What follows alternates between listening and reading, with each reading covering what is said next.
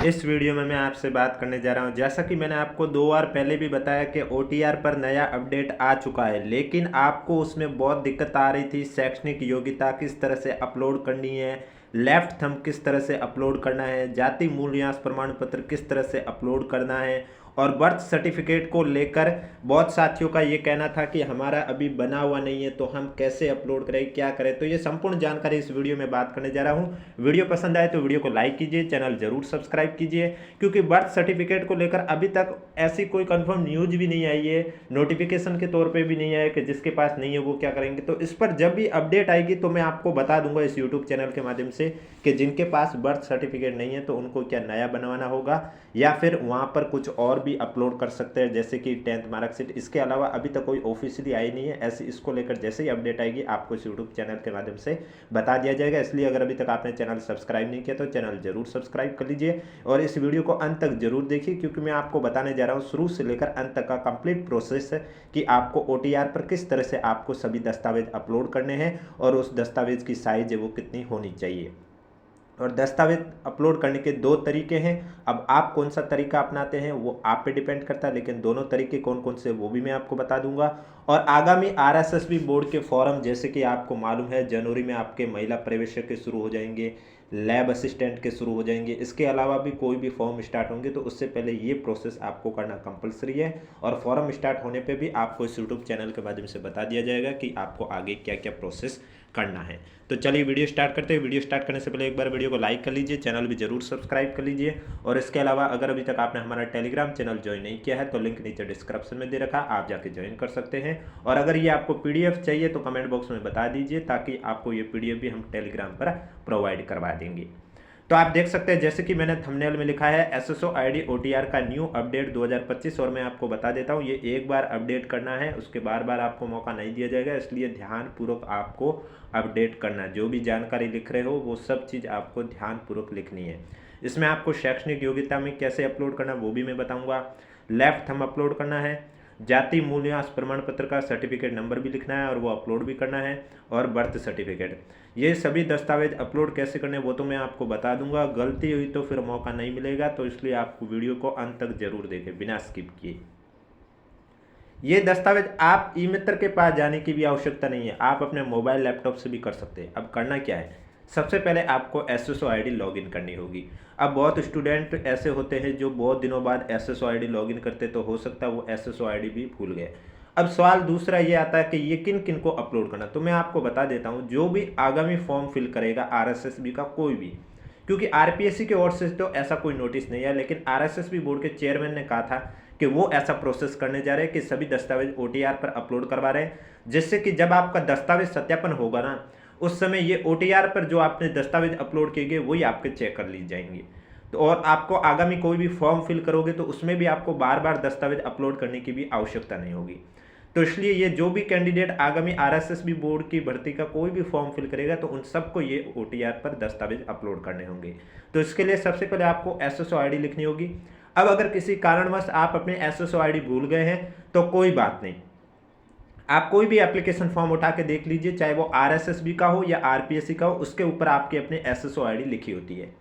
उसके बाद आपको यहाँ पर पासवर्ड लिखने होते हैं। पासवर्ड अगर आप भूल गए हैं तो भी कोई बात नहीं। अब देखो ये मैं प्रोसेस हर बार बार बार इसलिए बताता हूँ क्योंकि बहुत कैंडिडेट फर्स्ट टाइम ये वीडियो देख रहे होंगे तो उनको ये दिक्कत ना आए, इसलिए मैं बताता हूँ। तो आई फॉरगॉट माई पासवर्ड के आगे क्लिक हेयर का ऑप्शन है, यहाँ से आप अपने पासवर्ड भी रिकवर कर सकते हैं। इसके बाद आपको कैप्चा कोड डालना है, जैसे कि यहाँ पर 979011 लिखा है, उसी तरह आपके जो कैप्चा कोड लिखे आएंगे वही आपको लिखना है। और ध्यान देना यहाँ पर ऐसा लग रहा है यहाँ पर स्पेस दे रखा है, लेकिन नहीं, स्पेस नहीं दे रखा है। बिना स्पेस दिए आपको ये कैप्चा कोड लिखना है और उसके बाद आपको लॉगिन कर देनी है। आपका एसएसओ आईडी है वो लॉगिन हो जाएगी। जैसे ही एसएसओ आईडी लॉगिन होगी आपके सामने एक ऑप्शन आएगा रिक्रूटमेंट पोर्टल सत्यमेव जयते लोगो वाला। अब अगर ये ऑप्शन किसी के नहीं आ रहा है तो यहाँ पर सर्च का ऑप्शन देखने को मिल रहा है, यहाँ पर सर्च कीजिए और लिखिए रिक्रूटमेंट पोर्टल। तब नीचे आपका सत्यमेव जयते लोगो वाला रिक्रूटमेंट पोर्टल वाला ऑप्शन आ जाएगा, इस पर आपको क्लिक कर देना है। अब जैसे ही आप इस पर क्लिक करोगे, अगर आपने लेफ्ट थंब वाला अभी तक अपडेट नहीं किया तो डायरेक्ट पेज आपका इस तरह से ओपन होगा, जिसमें बेसिक डिटेल में यहाँ पर आपके स्पष्ट रूप से लिखा हुआ भी है कि this detail can only be updated once. यानी कि आप इस अपडेट एक बार आप इसे अपडेटेड कर सकते हैं। तो बेसिक डिटेल में देखिए, सबसे पहले आपको लिखना होगा मदर नेम। अब आपकी माता का नाम में स्पेलिंग वही लिखनी है आपको जो आपके डॉक्यूमेंट के अंदर लिखा हुआ है। नाम में अगर सरनेम लिखा हुआ तो सरनेम लिखना है, नहीं लिखा हुआ तो नहीं लिखना है। यानी कि जो डॉक्यूमेंट आपके हैं 10th 12th ग्रेजुएशन की मार्कशीट है या फिर जो भी डॉक्यूमेंट है उसमें जो मदर्स नेम की स्पेलिंग लिखी है वही चीज़ आपको यहाँ पर लिखना है। इसके बाद विजिबल बॉडी मार्क में आपको लिखना है, यानी कि आपकी पहचान कैसे की जाए, वो आपके शरीर पर ऐसा कोई चिन्ह है तो वो आपको यहाँ पर लिखना है। इसके बाद मैरिज स्टेटस में आपको लिखना है। अगर आप अनमैरिड लिखते हैं तब तो ठीक है, आगे का प्रोसेस करना। अगर आप मैरिड लिखोगे तो फिर आपको नीचे और डिटेल पूछी जाएगी, वो आपको फिल करनी है। जैसे कि आपकी शादी की डेट कौन सी थी वो लिखनी होगी, बाकी जो भी डिटेल पूछी जाए वो सब डिटेल आपको लिखनी होगी। इसके बाद परमानेंट एड्रेस में लिखना है। यहाँ आपको एड्रेस लाइन 1 2 3 दे रखा है, तो आपका एड्रेस जितना भी बड़ा है या छोटा है वो आपको लिख लेना है। एड्रेस लाइन फर्स्ट तो फिल करना कंपलसरी है, सेकंड थर्ड अगर करना है तो आपकी मर्जी, नहीं तो आप इसको खाली भी छोड़ सकते हैं। अगर आपका एड्रेस लाइन फर्स्ट में कंप्लीट हो रहा है तो वो भी आप इतना भी लिख सकते हैं, क्योंकि जहाँ पर रेड स्टार है वो लिखने कंपलसरी है। इसके बाद आपको अपनी सिटी लिखनी है, आपका शहर कौन सा है। उसके बाद आप कौन से राज्य से हैं तो आपको अपना स्टेट लिखना है। इसके बाद आपको अपनी डिस्ट्रिक्ट लिखनी है, यानी कि आप कौन से ज़िले से हैं वो आपको ज़िला लिखना है। डिस्ट्रिक्ट के बाद आपको अपने ज़िले के पिन कोड भी लिखने होंगे, जैसे कि आप जिस भी ज़िले के हैं, जयपुर, जोधपुर, जैसलमेर, बाड़मेर, जो भी ज़िला हो आपका, तो उस ज़िले का आपको पिन कोड लिखना होगा। इसके बाद आप क्या स्पेशल कैटेगरी से हैं, do you belong to arm force service, अगर हो तो यस, नहीं हो तो नो कर देना है। इसके बाद यहाँ पर आपको लेफ्ट थंब इम्प्रेशन अपलोड करना है। लेफ्ट थंब इम्प्रेशन अपलोड करते समय आपको दो बातों का ध्यान रखना है। पहली बात कि आपका फोटो है वो JPEG फॉर्मेट में होना चाहिए, ना कि PNG में। और दूसरी, इसकी साइज 20 KB से लेकर 50 KB के बीच की होनी चाहिए। अब ये साइज कैसे देखें, बहुत स्टूडेंट को ये भी शिकायत आ रही थी कि हम कैसे पता करें कि हमने जो लेफ्ट थंब इम्प्रेशन दिया है उसकी साइज ज़्यादा है या कम है या रेंज में है। तो उसके लिए आपने जहाँ से भी पिक कैप्चर किया है उस पिक की प्रॉपर्टी चेक कीजिए, वहाँ पर आपको बता दी जाएगी कि आपकी फाइल MB में है या KB में है, या जितनी भी यहाँ पूछी गई 20 KB से 50 KB। तो अगर ज़्यादा है तो आपको उसे कंप्रेस करके 20 KB से लेकर 50 KB की रेंज में रखना है, यानी कि 20 KB से ज़्यादा रखना है और 50 KB से कम रखना है। अब लेफ्ट थंब इम्प्रेशन आपको मालूम नहीं, लेफ्ट थंब की जो इंक आती है उससे भी आप लगा सकते हैं, लेकिन पेन से आप ट्राई मत कीजिए, क्योंकि पेन से आपका लेफ्ट थंब इम्प्रेशन सही से नहीं आता है।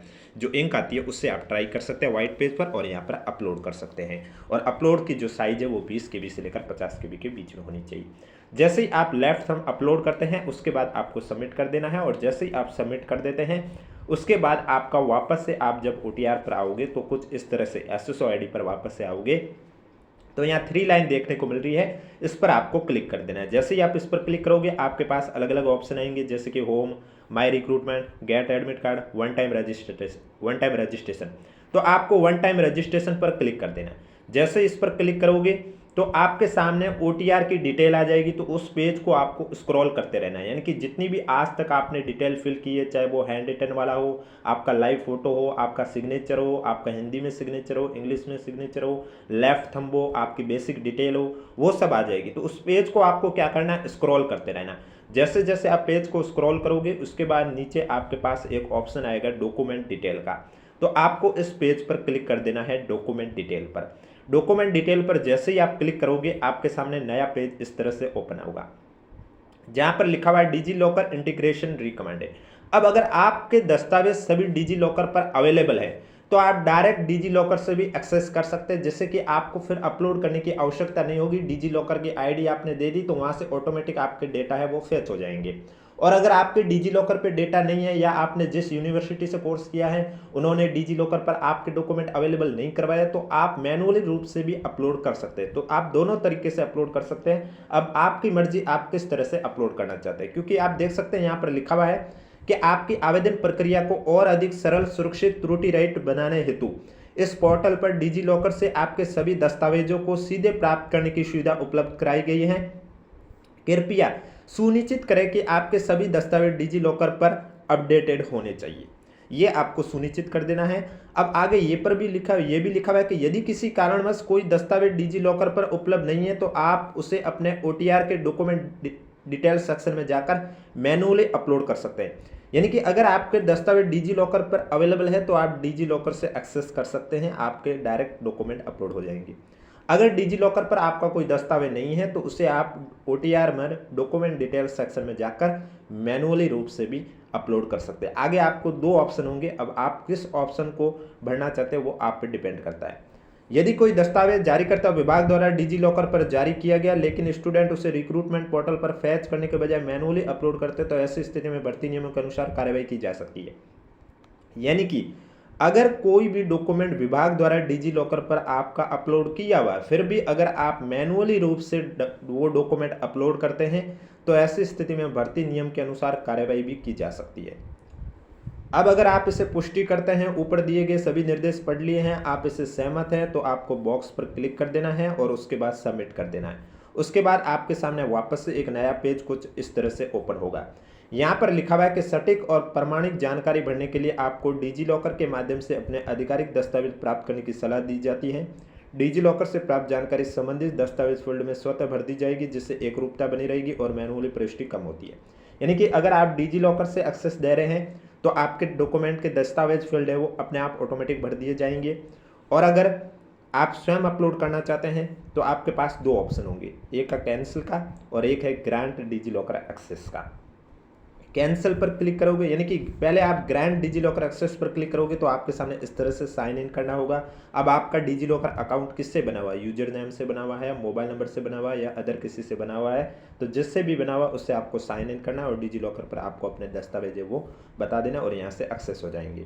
अगर आप मैनुअली रूप से अपलोड करना चाहते हैं तो यहाँ कैंसिल पर क्लिक करोगे और कैंसिल पर क्लिक करते ही आपका पेज इस तरह से ओपन हो जाएगा, जिसमें सबसे पहले तो आपको अपनी एंटर नाम इन हिंदी ये डिटेल भरनी होगी।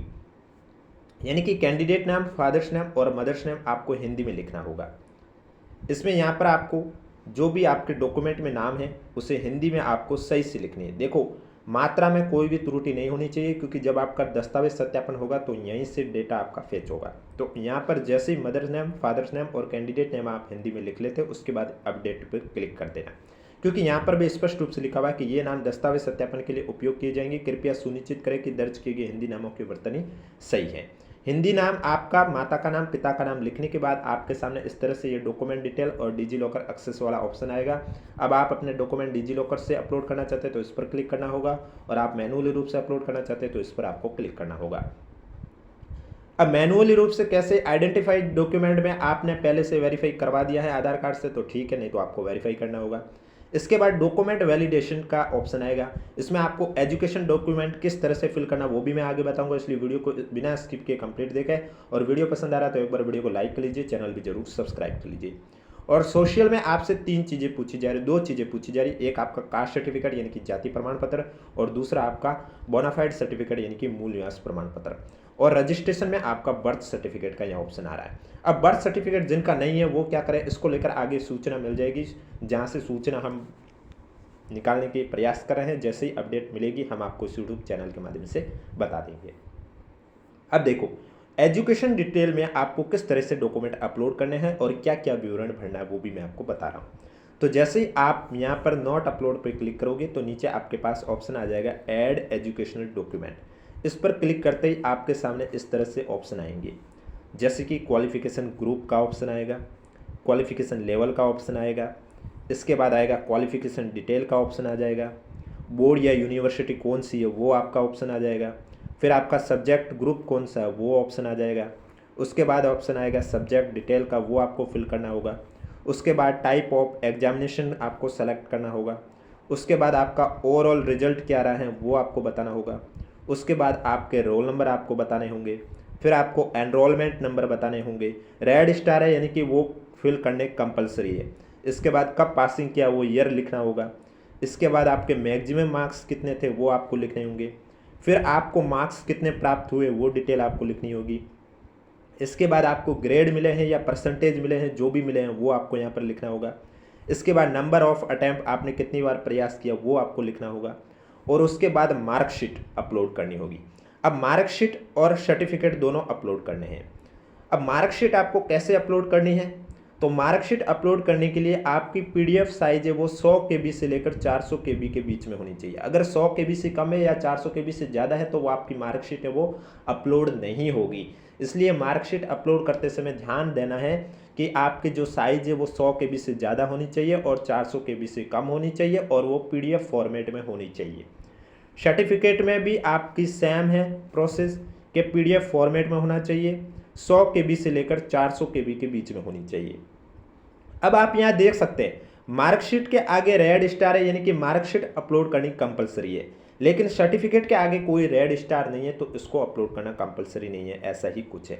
अब उसके बाद आपको यहाँ पर सेव मैनुअली कर लेना है, लेकिन ऊपर से जो डाटा मैंने अभी आपको बताया वो किस तरह से फिल करना है वो आपको मैं बता देता हूँ। जैसे कि सबसे पहले आपके पास ऑप्शन आया था क्वालिफिकेशन ग्रुप का, तो इस पर जब आप सेलेक्ट करोगे तो यहाँ आपके अलग अलग ऑप्शन आएंगे, यानी कि आपके पास ऑप्शन आएगा सर्टिफिकेट का, डिग्री का, डिप्लोमा का, एलिजिबिलिटी, मास्टर्स या फिर सेकेंडरी, सीनियर सेकेंडरी, जो भी आपका कोर्स कर रखा है उस पर आपको क्लिक कर देना है।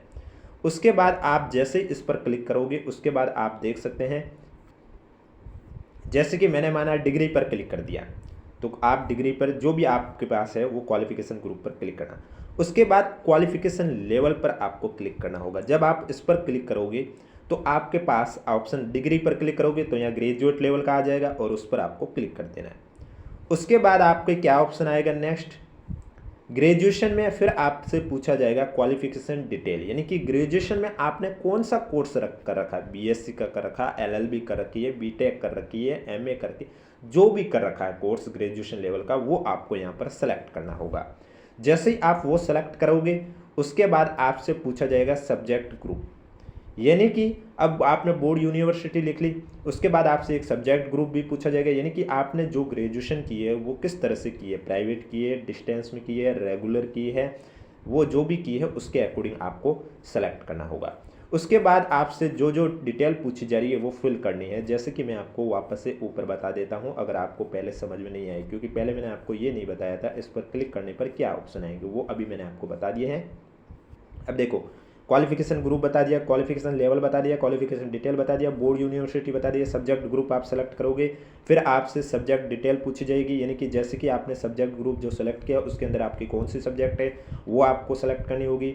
उसके बाद आपका एग्जामिनेशन किस टाइप का है वो आपको सेलेक्ट करना होगा।